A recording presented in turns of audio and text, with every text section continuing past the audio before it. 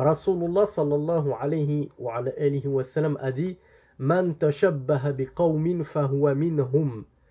Quiconque cherche à ressembler à un peuple en fait partie. Ya akhi, ya ukhti.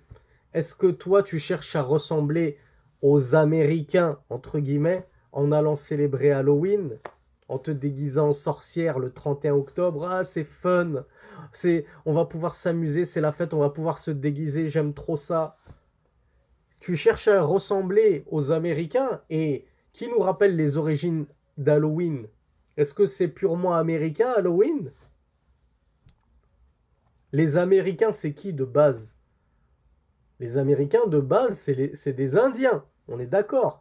Les Indiens, ils se sont fait voler leurs terres et zigouiller et massacrer par qui?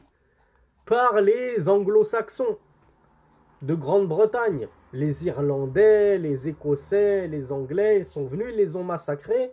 Ils ont pris leur place, leurs terres, et ils ont imposé leurs rites et leurs coutumes païennes, dont Halloween, la fête des morts.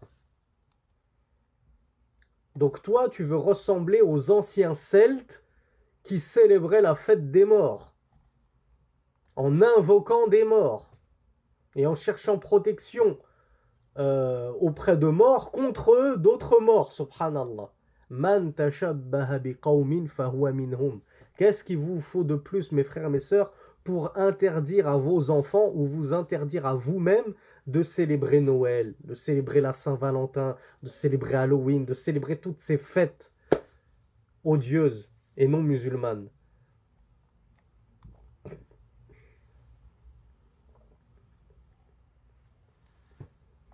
Écoutez cette parole de Cheikh al-Islam ibn Taymiyyah.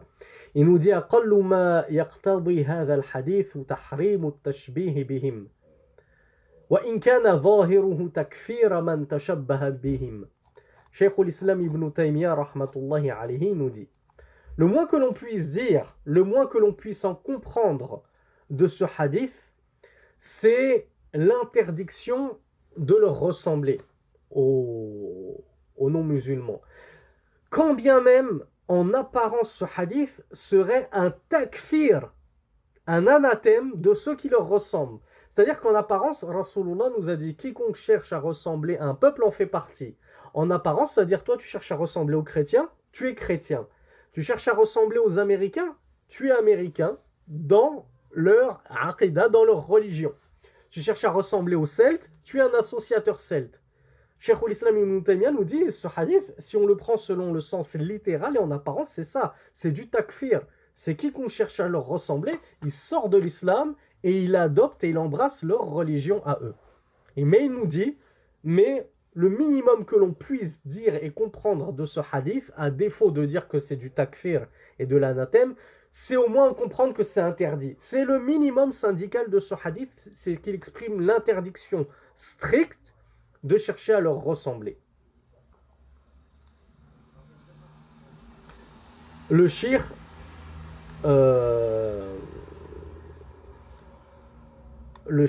Salih al-Sheikh nous dit: ولا يحل مشاركة أهل الكتاب ولا المشركين في أعيادهم ولو بإهداء أقل هدية أو تهنئة بالكلام قطعا لدابر الشرك وعزة وتميزا على أهل الضلال وامتثالا لأمر الله ورسوله قال الله تعالى: ولا يكونوا كالذين أوتوا الكتاب من قبل فطال عليهم الأمد فقست قلوبهم وكثير منهم فاسقون.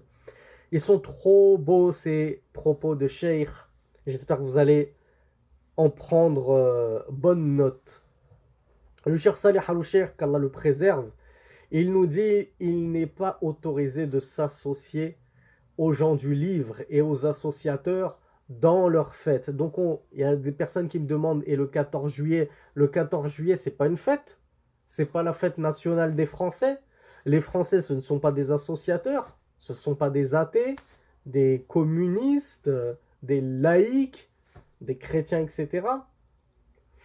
Donc on ne s'associe pas à eux dans leurs fêtes. Il nous dit: ce n'est pas autorisé de s'associer à eux dans leurs fêtes, ne serait-ce qu'en leur offrant le moindre cadeau. Même une petite boîte de chocolat, je veux montrer que je suis un bon musulman, que l'islam il est doux, il est gentil, je vais offrir une petite boîte de chocolat aux enfants de mes voisins pour Noël. Non, ça c'est absolument pas autorisé, Akhi Ourti.